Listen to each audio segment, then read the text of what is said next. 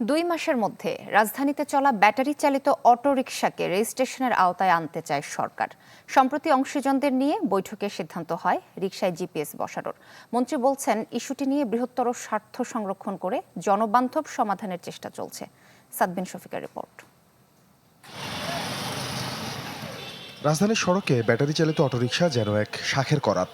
একদিকে শৃঙ্খলাকে বৃদ্ধাঙ্গুলি দেখিয়ে বেপরোয়া চলাচল, অন্যদিকে আছে এর উপর নির্ভরশীল বিশাল জনগোষ্ঠী। সংকট আর বাস্তবতার এমন পরিস্থিতিতে একাধিকবার এই বাহন নিয়ন্ত্রণের চেষ্টা করা হলেও দৃশ্যমান ফল আসেনি তেমন। তবে এবার কঠোর হতে চায় সরকার, বাঁধতে চায় নীতিমালা শৃঙ্খলে। বিষয়টি নিয়ে বিভিন্ন অংশীজনের সাথে এরই মধ্যে বৈঠক করেছে সরকার। সিদ্ধান্ত হয় আগামী 2 মাসের মধ্যে রেজিস্ট্রেশনের মধ্যে নিয়ে আসা হবে ব্যাটারি চালিত অটোরিকশা। নগদ নিয়ে এলো হার না মানা হার অফার। সর্বনিম্ন 10,000 টাকা রেমিটেন্স নগদে পাঠালে থাকছে স্বর্ণের হার জেতার সুযোগ। থাকবে জোন ভিত্তিক পৃথক রং। এই পুরো জিনিসটা একটা বিধিমালা বিষয়টা অলমোস্ট ফাইনাল হয়ে যাচ্ছে। রেজিস্ট্রেশন আওতা হতে হবে, আপনাকে হিসাবে আসতে হবে।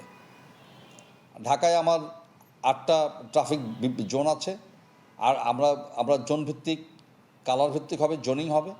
আমি দেখলে বুঝবো যে এটা কোন কোন কোন জায়গার অটোরিকশা। এখানে আমার জিপিএস হবে, এখানে জিও ফেন্সিং হবে।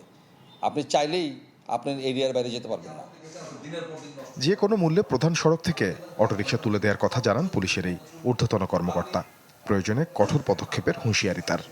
আবশ্যিকভাবে আপনাকে প্রধান সড়ক ছাড়তে হবে। আপনি মেন রোডে উঠতে পারবেন না। যদি প্রধান সড়ক না ছাড়েন, তাহলে কিন্তু আমরা যে কঠোর পদক্ষেপ নিচ্ছি, এই পদক্ষেপটা আমরা নিতে চাই না, কিন্তু শেষ পর্যন্ত বাধ্য হলে আমাদেরকে নিতে হবে। তবে এই ইস্যুতে কৌশলে এগোতে চায় সরকার।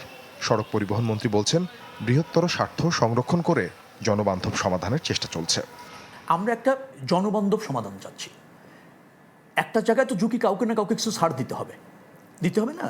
যেমন ব্যাটারি চালিত রিক্সা নাই, তাহলে কিছু মানুষ তো আগে যেভাবে অভ্যস্ত ছিল তারা কয়েকদিন একটু সমস্যা ফিল করবে। কাউকে আবার এখন যে আয় করে মেইন রাস্তায় এসে সাইডে চলে গেলে এত আয় হবে না, একটু কম আয় হবে। তো এই জায়গাগুলি যাতে আমরা সর্বাধিক কনসিডারেশনে নিয়ে বৃহত্তর স্বার্থটাকে বিবেচনা করে সবাই যাতে আমরা কিছু কিছু স্যাক্রিফাইস করে এই জঞ্জাল থেকে বাঁচা দরকার। অটোরিকশা নিয়ে নেওয়া সিদ্ধান্ত ধাপে ধাপে বাস্তবায়নের কথা জানান মন্ত্রী। সাদবিন শফিক, চ্যানেল 24, ঢাকা।